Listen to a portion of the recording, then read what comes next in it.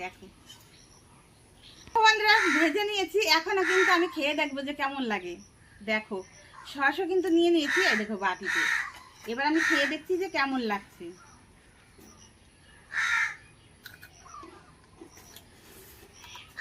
কি বলবো বন্ধুরা, এত স্বাদ হয়েছে কিনা, তোমরা যদি না খাও তাহলে তাড়াতাড়ি করবা আর খেয়ে কিন্তু আমাকে অবশ্যই বলবা যে কেমন হয়েছে।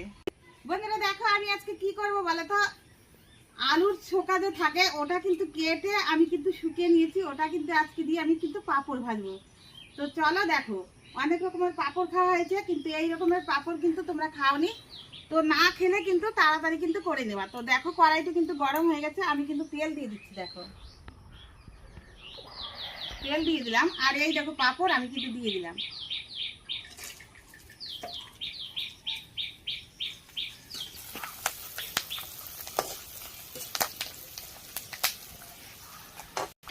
কি সুন্দর হয়েছে আলুর ছোকার পাঁপড়, কিন্তু দেখো সুন্দর হয়েছে একদম, কিন্তু খুবই সুন্দর হয়েছে। আর খুবই কিন্তু অল্প টাইমের মধ্যে কিন্তু আমার দেখো ভাজা হয়ে গেল।